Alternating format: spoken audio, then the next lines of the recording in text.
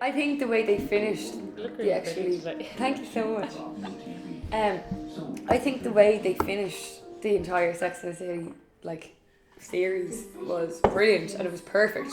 They didn't need to go back and do anything else, so it was so money Yeah, the greedy. ending of the other one was so unbelievably Yeah, amazing. it was perfect. Like the whole big ending and the fact they actually apparently had three different endings.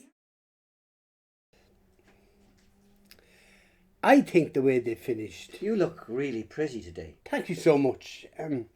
I think the way they finished the entire Sex and the City like series was brilliant, and it was perfect. They didn't need to go back and do anything else. It was so money greedy. Yeah. The ending of the other one was so unbelievably amazing. Yeah, it was perfect. Like the whole big ending, and the fact that they actually apparently had three different endings that they recorded. Yeah. They didn't even tell the cast what they were going to do. No, the film though was so just, oh, let's get every little bit out of Sex and the City that you know, gimmicky thing that people like, and then let's put that into it like and put it into a montage. That montage. With like cheesy fucking music. Yeah, that montage they did of her in all the clothes. Oh my god. That was so scarlet. Because Sex and the City was never actually like that. Like, it was very... Yeah, it was never like that. It was cool. This was so fucking... It was quite real the way they behaved with each other and the way they spoke. Whereas then it was all... This was like it was four teenage girls or something. Yeah, which is obviously not, because it's all about riding. And like bringing out like the skirt from the From the actual... the tutu. Yeah, from the actual opening credits. As if Yes. But it's as if they were reacting to the program as opposed to their lives like. Yeah, and the worst thing about the film was like every 5 minutes they'd have a scene like Samantha would come back and go, ah! And they just kept bringing her back from LA. Yeah. So it was like just them like standing outside a restaurant going, there's Samantha, oh, there's Samantha every few fucking minutes. It was such a ball. Although I did love the montage with all the wedding dresses. Like the wedding dresses. All the different designers. Oh my god. That was absolutely stunning. Yeah, that was amazing actually. But even that could be a fucking catalogue photo shoot from a magazine. Yeah, exactly. That's why I liked it. It was... the dress was just... And I mean, the way she took him back, you'd never go near him after he did that. Yeah. Sorry. That was so ballless. Like, that whole bit with Big, like... was the most ridiculous thing, like, so, against his character, when he's, like, coming along in the car, and he's just like, come on, baby, just look at me, and she's standing there in this big, massive dress, and he's going, oh, just look at me, I just need you to look at me, and then I'll be able to get out of the car, like, and just because she doesn't look at him, then he drives off. Oh, so bad. Yeah. And then the whole like Charlotte's character, because they obviously had nothing to do with her, and they like were afraid to mess with that. Like, was there one scene where she was like, "Is that bad that I feel so ridiculously happy?" And that's all there was about her in the whole film. They lost all their balls when they did. They lost all their balls. It was Hollywoodized. And they took all the things people liked and used them again. Like Carrie's shoes. I mean, people liked Carrie's shoes in the programme. So they decided to make a big thing. Oh, look, we're wearing Manolas. Like, making a big thing out of it. Whereas in the programme, it was just part of it. Like, it was an organic part of it, like. Are you going to go and see the second movie? Definitely. But the thing... But mainly just to see the fashion. Mainly just to see what they're wearing, like. What did you think of Aidan coming back? Oh, Aidan was cool. But, he was a bit of a bitch, to be honest, like. I was just watching those ones last night, like where he's... He needs to grow up here. Like, Carrie's having an affair with Big on him. And it's like, she's clearly having an affair on you. And he's going, oh, are you smoking again, baby? No, I don't think it was obvious that he was actually... Oh, no. So obvious. No, sorry, no, I don't think... I think you're so wrong. No, because he never even knew that Big was part of her life. So how in God's name would he have even put together that she was having an affair? How did he not know? Because she never told him about it. Yeah. But she was just acting real suspiciously and she threw him out of her apartment and wouldn't be with him. Yeah, but fine, he was an innocent. He just thought she was lovely, when actually she's a bitch. And I love Sex in the City, and I have the box set and I watch it non-stop. I know. But after many years of watching it, I actually think I came to realise one day Carrie is actually a bit of a bitch. I've been telling you this for years. And that's because you thought you were Carrie. No, I didn't. No, you know the way, like, I always hated Carrie because, like, the actual character, I think, like, the actress is amazing at doing her. But the character is a self-obsessed bitch. It's all about her. That's what I was going to say. Like, I've completely come to realise that. That's it. You are Carrie. Oh my God, that is so mean. No, I love you to bits, but you do say that you're exactly like Carrie. No, I don't say I'm exactly like Carrie. I've never said And that. whenever groups of friends go, oh, who are you? Who are you? No. You were always Carrie in our group of friends. Oh yeah, right. And then like, you were that ginger minger.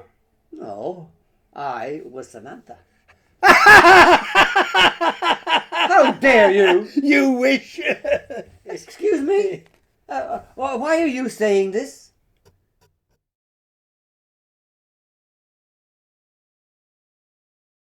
We want to. Another record was broken in football this weekend, and it's Frank Lampard. Lampard. Yeah, exactly. He scored 21 penalties out of 22. Not in that one weekend. No, but he scored that this week. No, but he got That's the the- yeah, got the he's- 21st goal. Do you know another thing, man, is that has really interested me, man, is right. Yes. Well, first of all, there was another record actually broken last weekend. Oh, yeah? Yeah. Another record was broken in football this weekend, and it's Frank Lampard. Frank Lampard. Frampart. Yeah, exactly. He scored 21 penalties out of 22. Not in that, not in that one weekend. No, but he scored that in this, Yeah, but he got the 21st goal. oh yeah, he's incredibly efficient. He's like, That is fucking unbelievable. he's almost like German in his approach to the game. That's what people do rag on him sometimes. I don't really know why, but Frank Lampard He is a solid ass fucking has player. come from West Ham. The word is that Frank Lampard used to stay behind at West Ham and at Chelsea almost an hour every day, like he's the one. It must have been difficult to follow in his dad's footsteps and shit like that. Well, it depends on who it is, I suppose. Frank Lampard, I think, is one of the examples of a player that is, maybe 50% talent, 50% hard work. Yeah. You look at Ronaldinho. He's probably 90% talent, 10% hard work. Which is why he, at 30, is pretty much a redundant piece of shit now. I saw him play against Real Madrid, man. He's a waste of space, Ronaldinho is now. He's just, crap. But Lampard is such... He's not crap. Oh, no, bro. Compared to what he should be, man, he is completely fucking gone off the rails, man.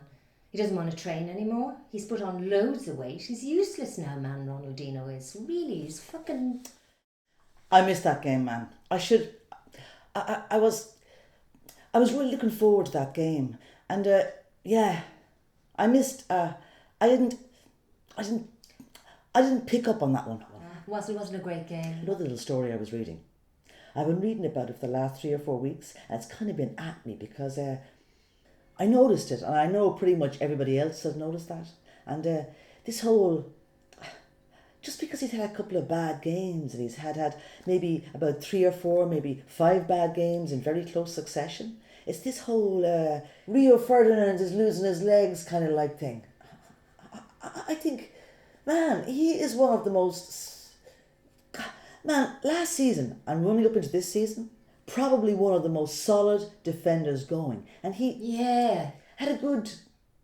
starting with the Man City game. He made a blunder after blunder in that game. He made a couple of blunders in He made that. He should have had Torres when Torres scored against them. Well, I thought that was more down to good forward play rather than bad defensive play. What is your opinion on... There's nothing more I'd like to do than What is your opinion on this whole fucking... Man, it's been constantly written about in the press. Well, no, this is my point. Whew, where do you start? I mean, my thing about it is football more than any other game in the world. It's like in Argentina. It's like there's so much media attention and so much money in the game, and it's like this fucking thing that is about to explode at all times. And Liverpool, let's say, for example, go on a few games bad run. A player has a few bad games. The pressure is so great that one thing gets thrown out into the media, into the arena. That comment then becomes a big thing, like, oh, Ferdinand is not playing well. If he has another bad game, it's just another massive, big deal. Yeah. And the fact of the matter is, the only thing about Ferdinand is, I do think that Vidic has made him look better than he actually is at times. He's nowhere near the player Vidic or Terry is. But he's had a few bad games and now people write him off. The same old fucking shit I hear. It's the same stuff I heard about Carragher. The same stuff I heard about Sami Hyypiä. People said Sami Hyypiä has lost his pace. Sami Hyypiä never had pace. He just had a few bad games and then came back and had another cracking couple of seasons. Rio Ferdinand will be back and he'll be grand. But it's just football fans, man, and football writers are absolutely ridiculous. They remind me of gossiping girls. They need to make things up to talk about, and then they all just spread the rumour. It's, oh God, it's bullshit, like, you know. It's like Jamie Carragher as well. He had a pretty bad start to the season. Tell you what, Jamie Carragher has earned... The last couple of games, he's been absolutely cracking. The likes of Jamie Carragher and Rio Ferdinand, for the services they've given their clubs, surely have earned the right to have a fucking bad patch. And surely have earned the right for people to have confidence that they'll come back. You know, it's bollocks. I don't buy into it at all. It's just more fucking fish and chip paper for tomorrow, really, isn't it, man? It's just fucking crap.